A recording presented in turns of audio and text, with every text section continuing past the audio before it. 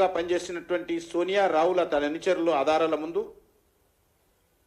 ఈరోజు మన్మోహన్ సింగ్ గారిని అనేక రకాలుగా ఇబ్బందులకు గురి చేశారు. అంతేకాకుండా మన్మోహన్ సింగ్ గారు ప్రధానమంత్రిగా ఉన్న సమయంలోనే కనీసము ఆయన ఆఫీస్లో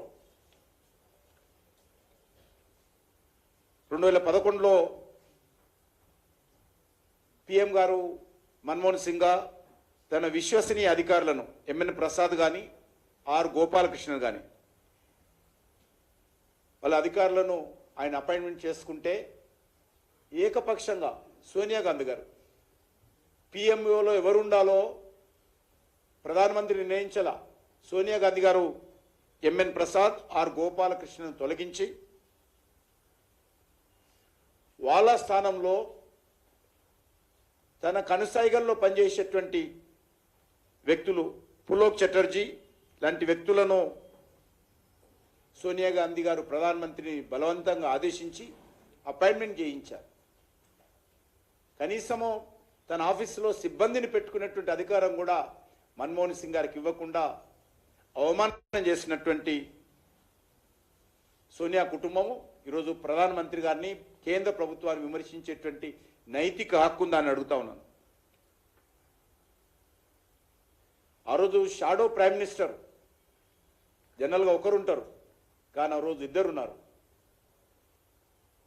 ఒకటి సోనియా గాంధీ, మరొకటి రాహుల్ గాంధీ.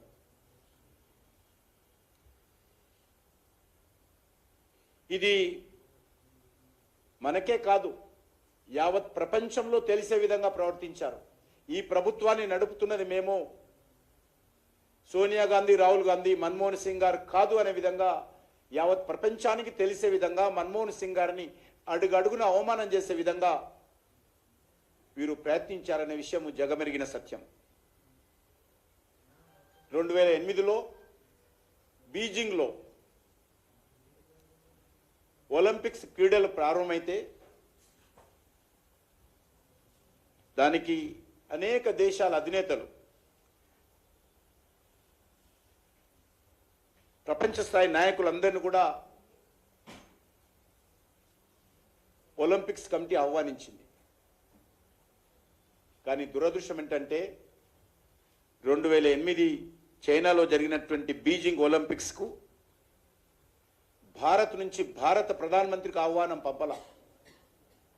పంపకుండా ముందే మాట్లాడి సోనియా గాంధీ గారికి, రాహుల్ గాంధీ గారికి ఆహ్వానాలు వచ్చాయి.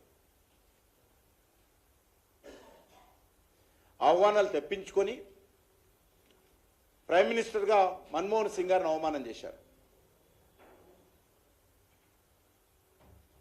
చివరకు ఎవరేమనుకున్నా పర్లేదు మాకేంటి అనే విధంగా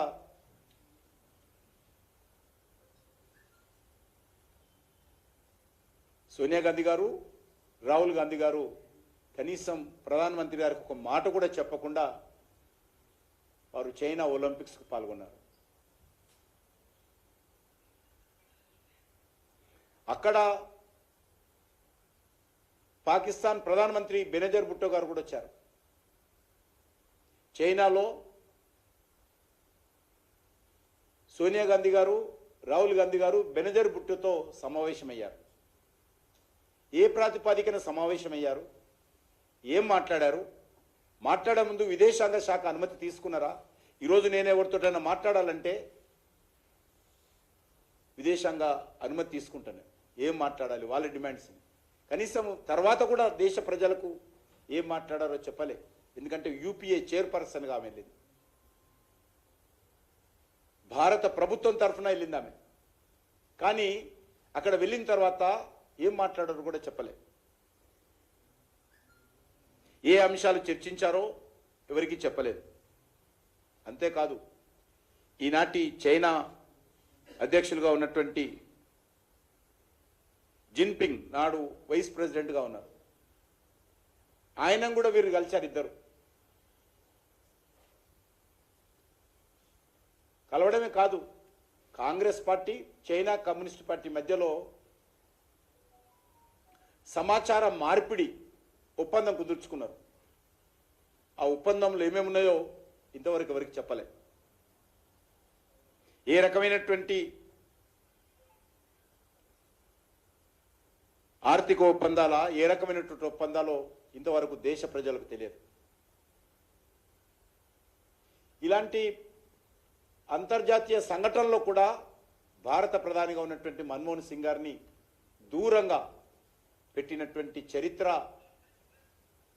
ఈ యొక్క నెహ్రూ కుటుంబానిది.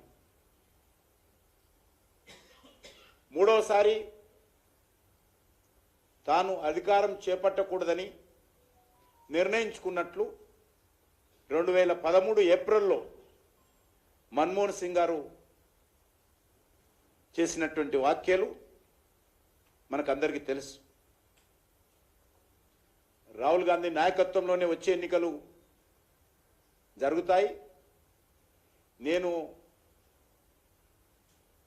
నాయకుడిగా నా నేతృత్వంలో ఎన్నికలు జరగవని మన్మోహన్ సింగ్ గారి చేత బలవంతంగా సోనియా గాంధీ గారు, రాహుల్ గాంధీ గారు ప్రకటింపచేశారు. మన్మోహన్ సింగ్ గారు తన 10 సంవత్సరాలలో సాధించినటువంటి ప్రభుత్వ ఘనతలు సోనియా గాంధీ, రాహుల్ గాంధీ అకౌంట్లో వేసుకుంటారు. ఏమైనా ఫెయిల్యూర్స్ ఉంటే అవి మన్మోహన్ సింగ్ గారు అకౌంట్లో వేశారు.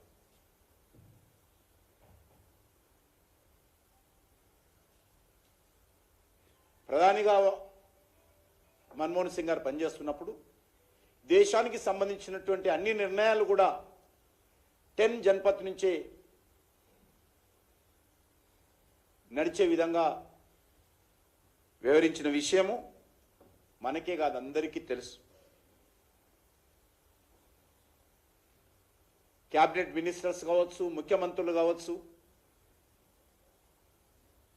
సోనియా గాంధీ గారిని, రాహుల్ గాంధీ గారిని మాత్రమే కలిసేవాళ్ళు, ప్రధానమంత్రి గారిని కలవడానికి అవకాశం ఇచ్చేవారు కాదు. చివరికి ఏదైనా ముఖ్యమైనటువంటి విషయాలలో ప్రధానమంత్రి గారు కూడా సోనియా గాంధీ గారిని కలవాలంటే అపాయింట్మెంట్ కూడా ప్రధానమంత్రికి దొరికేది కాదు. ఇది నేను చెప్తున్న విషయాలు కాదు, ఇవి గతంలో జరిగినటువంటి వాస్తవాలు.